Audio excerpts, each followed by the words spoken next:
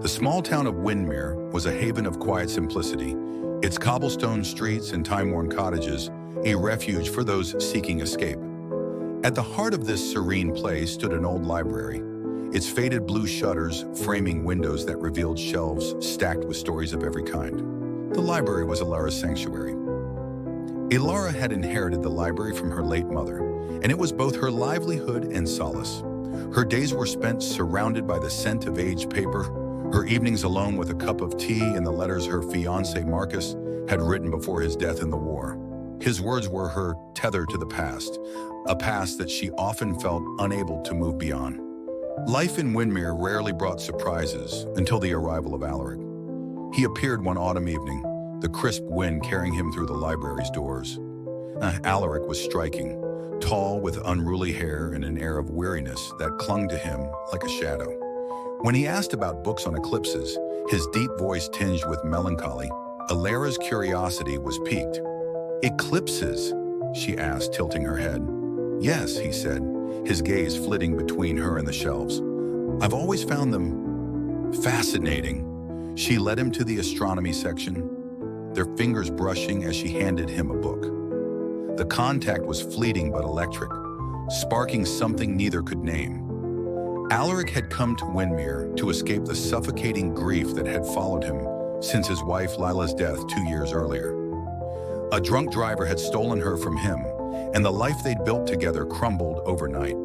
The town, with its quiet charm, was meant to be a retreat, but Alaric hadn't expected to meet someone like Elara.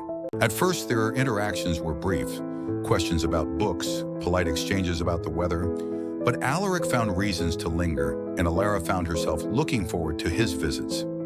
Slowly, the conversations deepened. One rainy afternoon, as the library's windows fogged with condensation, Alaric shared his story. He spoke of Lila, her laughter, her dreams, and the emptiness her absence had left behind. Elara listened, her heart aching for him. In return, she told him about Marcus.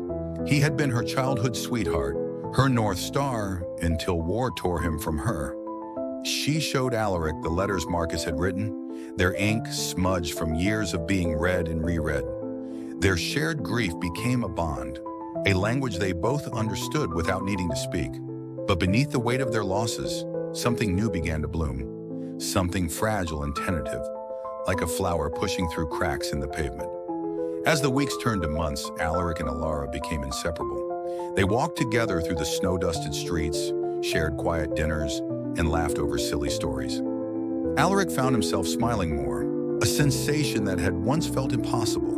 Elara, too, felt the chains of her past loosening, replaced by a warmth she hadn't known in years. One winter evening, under a sky heavy with stars, Alaric took her hand. "I never thought I'd feel this way again," he admitted, his voice soft. "Neither did I," Elara replied. In that moment, the world seemed to hold its breath. Their lips met in a kiss that spoke of hope, of second chances, of two hearts finding their way back to life. But love, they would learn, is never without its trials. As their relationship deepened, Alaric struggled with guilt. Lila's memory was a constant presence, and he often found himself apologizing to her photograph, asking for forgiveness for moving on. Elara, too, wrestled with her fears. She worried that she was merely a stand-in for Lila, a way for Alaric to fill the void in his heart. One evening, as they sat before the fire in Alaric's cottage, the tension came to a head. "Do you love me?" Elara asked, her voice trembling. Alaric's eyes filled with pain. "I do," he said, "but I don't know if I deserve to." Tears welled in Elara's eyes. "Alaric, love isn't about deserving. It's about choosing to let someone in, even when it hurts. You don't have to stop loving her to love me. There's room for both of us in your heart." Her words struck a chord deep within him. Slowly, Alaric began to let go of the guilt that had held him captive. He realized that loving Elara didn't mean betraying Lila. It meant honoring the capacity of his heart to heal and grow. Their love became a testament to resilience. They learned to cherish the memories of those they had lost while creating new ones together. They found joy in the simple moments, reading together in the library, planting a garden behind Elara's home, watching the seasons change. One spring morning, As cherry blossoms painted the town in shades of pink, Alaric knelt before Alara beneath the blooming trees. "Marry me," he said, his voice steady but filled with emotion. "You're my light, Alara, my second chance, my everything." Tears streaming down her face, Alara said yes.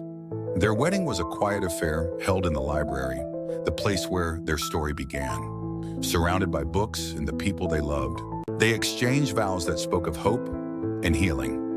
Years passed, but the love they shared only deepened.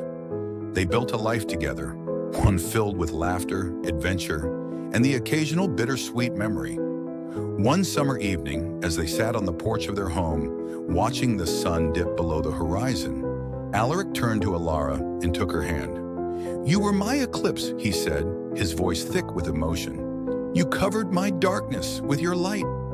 And in that moment, as the sky turned to twilight, they knew that their love, born from sorrow and nurtured by hope, had become their greatest triumph.